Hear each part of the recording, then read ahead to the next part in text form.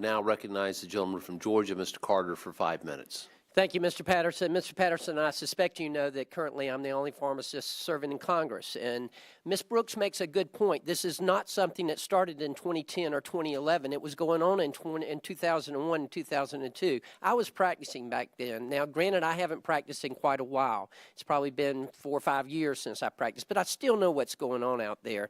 You know, we've been kind of nibbling, or you've been nibbling around the edges here.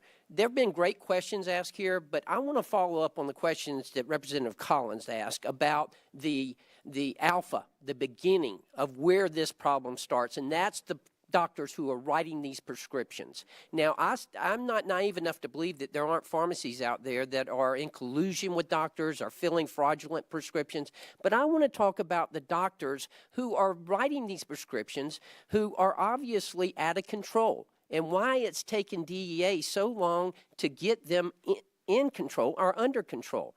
I'll just give you an example. I served in the Georgia State Legislature for 10 years. I sponsored the legislation that created the Prescription Drug Monitoring Program back in '09. I was jumping up and down then saying, this is a problem. We got to get it under control. And it was falling on deaf ears. There are doctors right now in our community that our pharmacists won't fill prescriptions for. They just say, no, that doctor's out of control. I don't fill for that doctor. I was working on President's Day. We were out during our session on President's Day. We were always out. I had someone come into my pharmacy, young lady who had the holy trinity of drug abuse, 180, oxycodone, Xanax, and Soma, 3 prescriptions there. I looked at them, and she gave me her driver's license from Florida. I said, I'm not filling these prescriptions. She drove off in a car with Kentucky driver's license plates. Now, I'm not going to fill those prescriptions unless I have a legitimate prescription, okay? And I didn't want to fill that, but you're putting me in the position where I've got to judge whether that patient is legitimate or not. I'm not trained in law enforcement as a pharmacist, but I want to know why, when there are doctors out there who are writing these prescriptions, why can't you get them quicker? Mr. Collins is right. You ought to be able to turn that around in 48 hours. The first time I get 3 prescriptions for 180 of those drugs, of the oxycodone, Xanax, and Soma, I know that doctor's out of control. Something's wrong there. Why? You know, I had an example. I had a doctor who we didn't fill for, Dr. B. I went home about a year ago, and some of the pharmacists were telling me, oh, they finally busted Dr. B. I thought, wow, why did it take them 5 years to bust him? We never filled his prescriptions for 5 years, but he kept on practicing. Well, they didn't exactly bust him. They got him for Medicare fraud. Didn't even get him for writing those prescriptions. Never did. Another example here, Dr. D.N. He got thousands, literally thousands of people addicted to these medications. And then he goes before the Composite Medical Board and gets slapped on the wrist. And they come back and they make him practice under the supervision of another doctor. That's his penalty.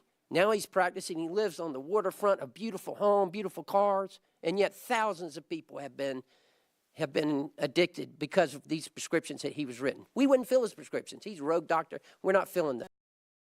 Tell me why it takes you so long to get to the alpha, to the beginning, to the doctors who are writing these prescriptions who are out of control. Explain that to me, because I don't understand it. Sure. All you have to do is go into a community and say, what doctors do you not fill for? And the pharmacist will tell you. We don't fill for this doctor and we don't fill for that doctor. Well, and that's quite frankly what we have to rely on. So, you know, again, and I'm not, look, the one thing I'm not going to do in this space is shift blame any place. This is a collective. Well, it appears to me that that's what you're doing, because Mr. Collins is right. You can turn this around in 48 hours. Just get those doctors out of there. But in the cases of these doctors, look, when we do our reviews, we ask information, try and solicit people to essentially, you know, in the registrant community, to come in and talk about the registrants they have problems with. If that doesn't happen, then our next course is someone that's been arrested that says this is what's happening in a criminal case. But you can understand our frustration when we don't fill prescriptions for their doctor, but for years, literally 4 or 5 years, they continue to practice. I understand. And this is where PMP data becomes absolutely critical in this, because that isn't. But what can we do to help you to be able to get these doctors under control? What can we do? Tell me what we can do in It's Congress. the PMP data is really what it boils down to. We've had the PDMP since 2009 in Georgia. But, sir, DEA doesn't have access to that data. It depends on the state. Can you shut the doctor down? Can DEA shut the doctor down?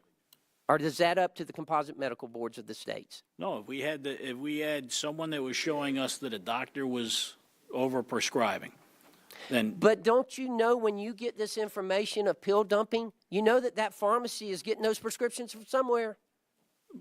Then that ought to be an indication to you. We need to, Mr. Chairman, please. We need to go to that community and we need to find out what's going on here. They're coming from somewhere.